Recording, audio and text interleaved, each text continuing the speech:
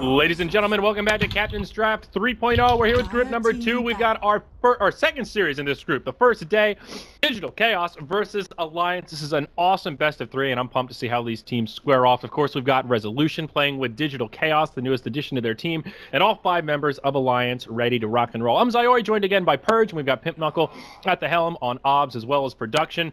Purge, my man, awesome series to get us started. How you feeling coming into our second series here? Pretty good. I'm still utterly confused about the Cleave interaction with Guardian Angel because I got like 8 tweets and like 4 people were adamant that it worked a different way than each other. So I'm still trying to figure this out. But I'm excited. I'm excited to watch this game as well. Alliance versus DC should be a good showing. I think the real question is how much Alliance wins by. I think DC could definitely win this. I think they look really strong with Resolution. They've been playing really well in the last week. And I would love to see them take it to a top EU team because I think that would potentially stop a lot of discussions about which region is better. Although DC does now have 1 EU player on them, but I think that's kind of irrelevant. I think both teams have the potential to win the set. I'm excited to see how they draft.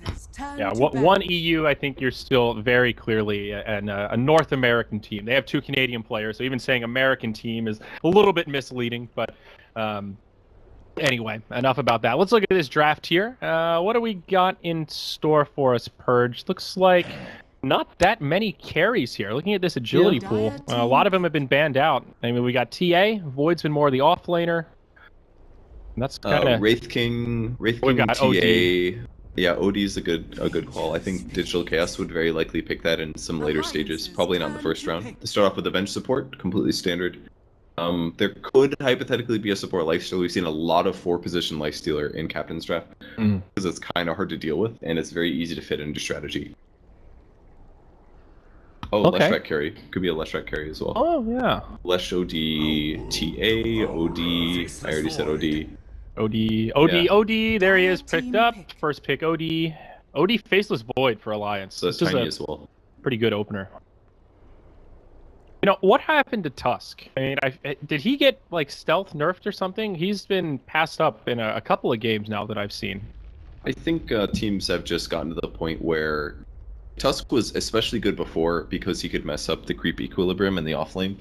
But now you don't care about that as much. You can just get an Iron Talon on literally any hero and go farm the large camp. So I think that's part of it, is that Tusk doesn't need to rely on his ability to get experience. He can now just, they can just pick a different hero that is maybe better team fighting. Plus there's been a lot of dual lanes, and Tusk, while he's good, if he gets behind, becomes a much weaker hero than a lot of offlane heroes. More of a burst damage or an initiator hero or a roam hero. Those are his strengths. Late game is not really his strength unless he's doing really well. I see. Yeah, that makes sense. Well, last series, we talked about Visage a little bit. Not surprised to see him banned out, as Lil is a notorious Visage player. But, hey, DC have one also. Aoi 2000, very well known for his Visage play, his ability to get a lot of farm, micro around, and they grab the Abaddon here. A lot of flexibility with these 3 heroes for Digital Chaos. Typically, you would think of as supports, but, you know, a mid-Visage isn't the craziest thing in the world. We've seen position 1 Venge, and, you know, we've seen Abaddon played as an offlaner just as much as a support, and not more. So this trio of heroes, I think, gives them a huge amount of flexibility with how they want to set up their lanes. Yeah, they can do a lot of different things. They have pretty good minus armor and physical damage output right now. They would love to have a Drow in DC, I think. But I don't think they're going to be able to snag that. They're a bit lacking on stuns, so I feel like killing Faceless Void this game might be a little hard for them. They might need a solution against that. I think a Nyx is definitely up the alley of DC here. Stuns to deal with Faceless Void. Mana burn against OD would be pretty solid. Plus with the CM in the pool, I feel like that hero could be really punished. But DC is going to bring back the Bulba Tinker. I think they're going to go throwback. Not this game. I mean, he's usually their Abaddon player. They're already kind of limited, and they can't really pick Nyx as well because they'd have to Venge carry. It'd be the only way they can make it work. Yeah, you're right. So they're kind of limited on picks. Kunkka is picked up by Alliance, though, so they've got really good roaming. They've got extremely good team fight. They can do Chronosphere into boat. That alone is amazing damage output. So I like the idea of just having CM Kunkka. I mean, Frostbite can set up for him to get some torrents going on. He has mana issues, so just the natural regen that she provides. A lot of synergy there. Yeah, there really is a lot of synergy there. They can roam, set up some kills for OD. I still see... Okay, that DC is just going to pick 5 supports. That's what's happened in this game, guys. Could be mid-disruptor. But more likely it's going to... God, I don't even know. This is... Alright, mid-TA, farming Visage, they might aggro Trilane with like a bad and safe or something. I have no idea how DC is going to lane this. This is crazy. They could lane it so many different ways, but surely they'll put TA. I think maybe they'll put TA versus Faces Void or something like that. Is that the solution? It might be. I mean, that would at least secure her some pretty easy farm early on. And this is a core Lesh here for Lions, so you did call that So one right. Mid Lesh, I guess. Yeah, well, mid Lesh, safe lane OD with Bulldog in the off lane.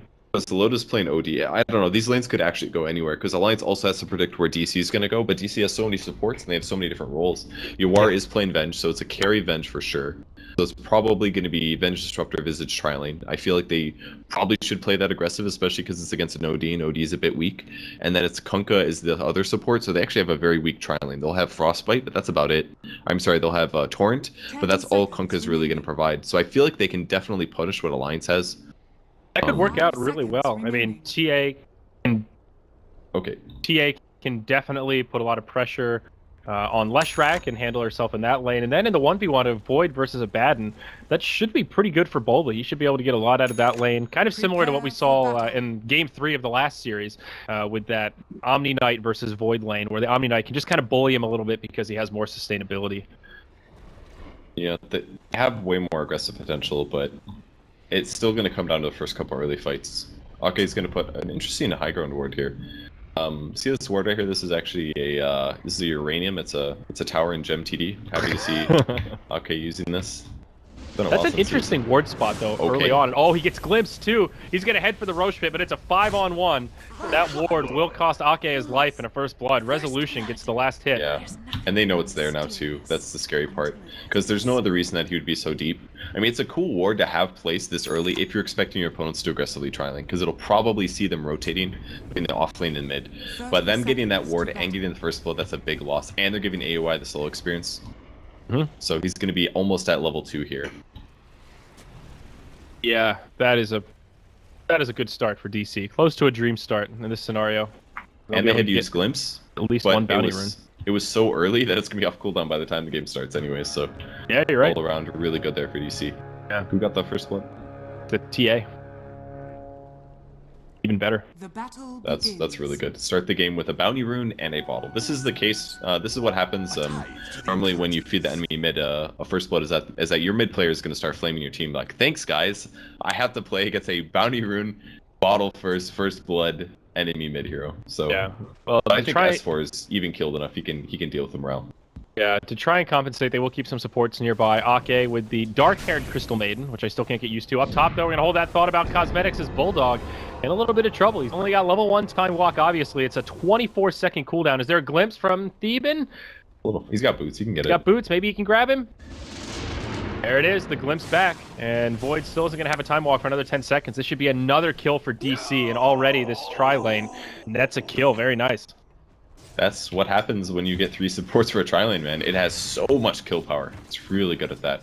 And Venge is still going to translate pretty well as a carry. It's not amazing versus OD, I would say, because OD should outrange Venge a little bit. And as well, they're going to have to worry about Chronosphere. But Bulldog's back.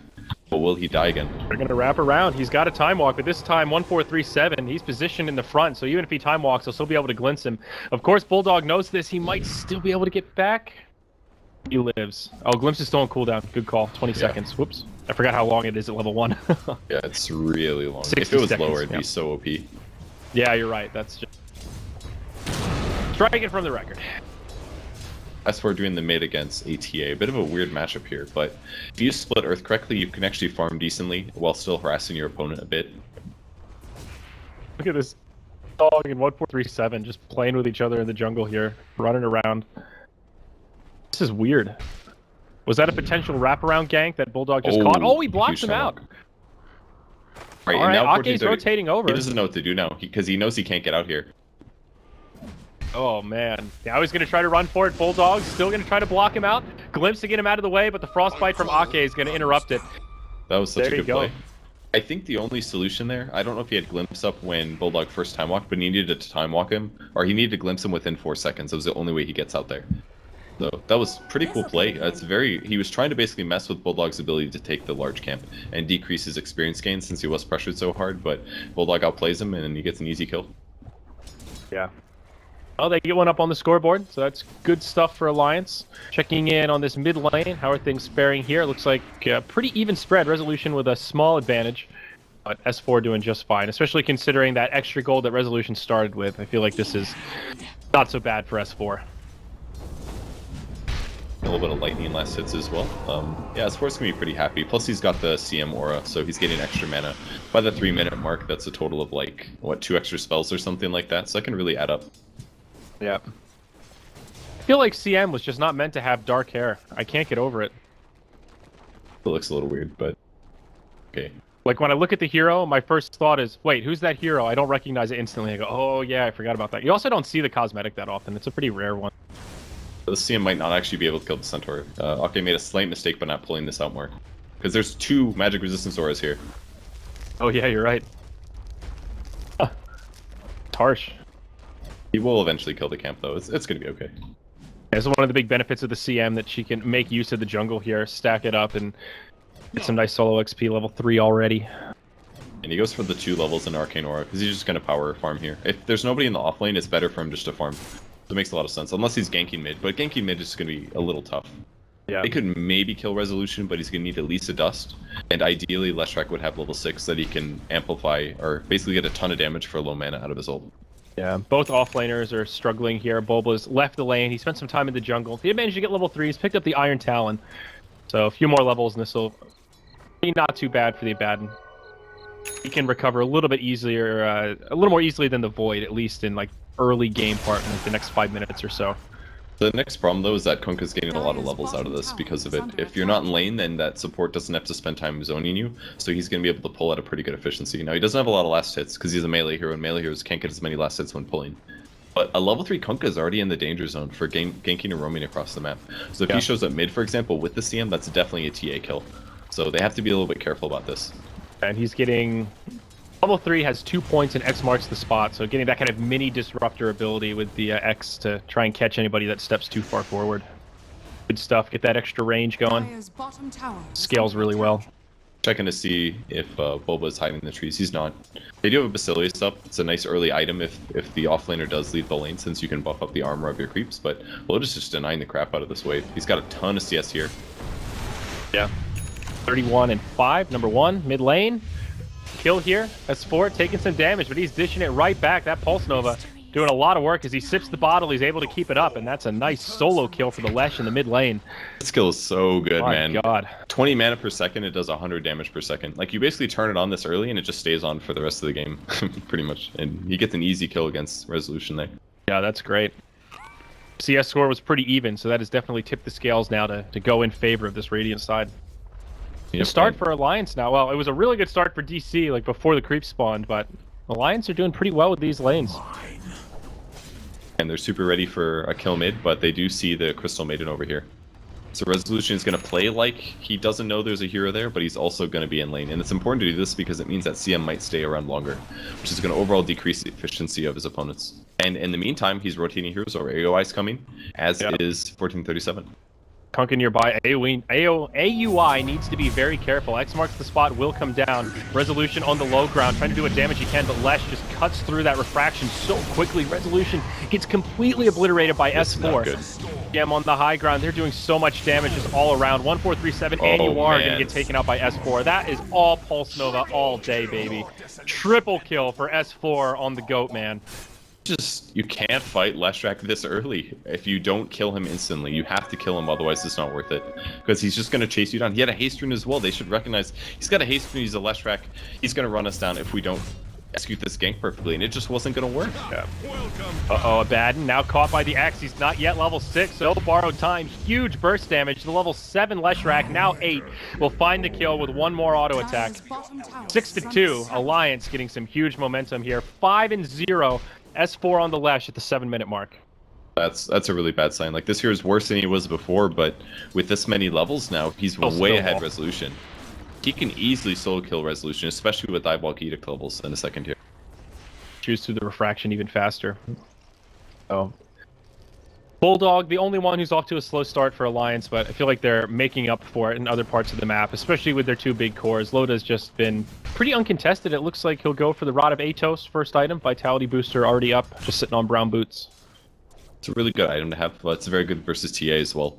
TA is ever engaging, you just slow her, and then she basically stands around and everyone walks away. It's pretty straightforward. So if he gets this up fast, I think DC's just kind of screwed in mid-game teamfights. They're gonna have to get a lot of kills out of their lanes now to catch up to what just happened in the mid lane. Yeah, I mean, this is a 3K net worth experience and experience lead for Alliance already, and we've talked about it a lot. DC have a very heavy support lineup, so TA kind of their late game ticket. They need to do a lot in this early and mid game, and being this far behind this early on, definitely not a good sign. I think it's pretty obvious that Alliance have the edge if we go like 45 minutes plus or something like that. Yeah, 1437 is level 3 here, but he's not even close to 6. Like it's a really bad position to be as a support. I'm surprised they don't have more levels on him. And now Alliance is shifting the top lane to fight. This Lesh should is be able to. And he's got another haste rune. Are you kidding me? Oh, S4 living up to his reputation. They're going to find Aoi 2000. This is an easy dive. Visage not even 6, so no stuns from the birds. Tries the Grave Shield to get away, but easy kill there for Ake. Meanwhile, in the bottom lane, Yawar rotates down, swap onto Loda, hits him with a stun. Boba is now level 6. They'll have some damage to dish out. Astral used on the Venge to buy him some time, and now S4, he rotates down, and they're ready to fight. They've still got the ultimate from OD. Sanity's Eclipse could be used here. Bulba's ult was deployed, so now he's going to be... They just get obliterated by the OD's ult. Oh, man. Lesh gets credit for the kill on the Venge. Bulba dies to the wrath of the loader. Now Resolution comes in, Refraction just gets destroyed. S4 doing huge damage, still reasonably topped off. AOI TP's in, dies before he can even cast any spells, and all the while Bulldog just gets a free tier 1 tower in the top lane. DC are kind of crumbling here. We're only 9 minutes in, but this is disastrous. Kind of is an understatement, man. They had a very good start of the game, but the way that they tried to deal with the Leshek was just so poor. Like, they saw that Resolution was getting crushed mid, he was getting roamed on a little bit, so they rotated heroes over, but the way they engaged that fight was so bad that it just allowed Alliance to completely snowball over them, and they've just been rotating and team fighting better. DC is playing like tilted reactionary style right now. They're like showing up to lanes and things and saying like, oh, I gotta help because we're losing, but they're not doing it in ways that are going to get them kills, and it's completely giving Alliance the rest of the game. Yeah, the inventories are starting to show a difference here. The Atos is out for OD, and looks like Lesh probably just a Bloodstone for S4. He's got the point booster. Great item to grab on the Lesh rack early on just to get some extra stats going your way. But there is definitely a difference, especially in the supports. The bottom 3 on net worth, all on the side of DC. Sticks and brown boots. That seems to be standard issue on the side of Digital Chaos. Oh, they spotted TA. They've got the other core smoked here. They just need Bulldog to come into this lane. All right, oh, he's TP. Nice X onto Resolution. They're going to catch him under the tower. That'll be the end of his refraction straight away. Bulldog with a chrono on 2, completely breaks up the fight, isolates Resolution. Boat comes across. TA dies first. Bulba will go into his ultimate. The boat does proc the borrowed time. They'll just Astral him, though. Yawar gets chased down by S4. No way to get away from the Pulse Nova, and now Bulba comes out of the Astral, and they've got the damage. It's 4-0 in the bottom lane. S4's godlike at 10 minutes. 9-0-4, level 10. This is not good for DC fans. Somewhere in Arizona, Suns fan is weeping in his room. This is... it's one thing to watch your team lose, but this is brutal. 14-2. Like, top... Boyd? Thinking about it? 1437? Just trying to play Ring Around the Rosie? No? Okay. Unless he gets crazy bashes. I mean, here comes the TP. They might get their first kill here. Comes back. He does have the time walk. I don't know, he could just TP. Gonna have another time walk in about 3 seconds. Resolution's here. And Bulldog make the great escape. Time dilation used. I think he's gonna live. They're just gonna let him go. Okay. The dilation really wrecked Tia. It's very good against her because she usually wants pretty low cooldowns, but if you use up her spells, then she's gonna be attacking and running very slow. Yeah. Go, EGM and Bulldog coming in from the secret shop. They see Resolution, X, O, Torrent, everything else under the sun. TA gets evaporated. This is a painful game for DC, man. There's even a Midas up on Crystal Maiden now, so they're way far ahead. They're going to transition all of their heroes' items. Right now, CM's net worth is slightly ahead. Yay. How much Ake has gotten out of the jungle here. It's a really bad sign if your forward position is more farmed than the enemy mid, but they stomped all the lanes so hard.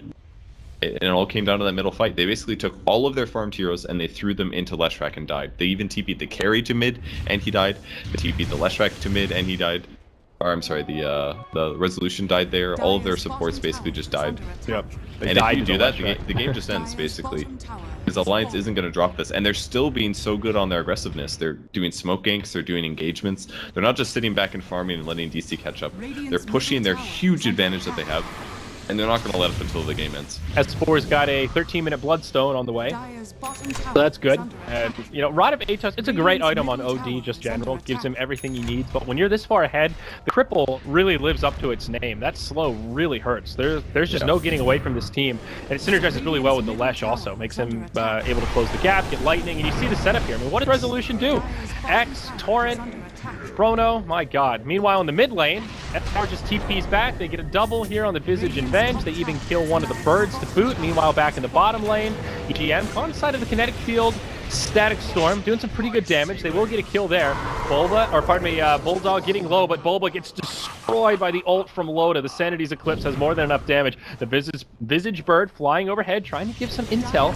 Loda pretty far deep, but oh, look who's joined the party. It's S4, and he's brought the guacamole. That's the GG. 13 minutes. Alliance make quick work of Digital Chaos. My gosh, what a performance. It was like the most one-sided game I've seen in a very long time, but it all came down to that mid-fight where they just fed S4 repeatedly. They didn't quite engage that right. Heroes they're hard to win early engagements with. If you have a Visage and you have a Disruptor, those heroes aren't as reliable as stunning and attacking heroes like the kind that Alliance had. Their heroes were much better in the early game, and DC just didn't engage that correctly. They had to get a kill. They had to all focus on one guy.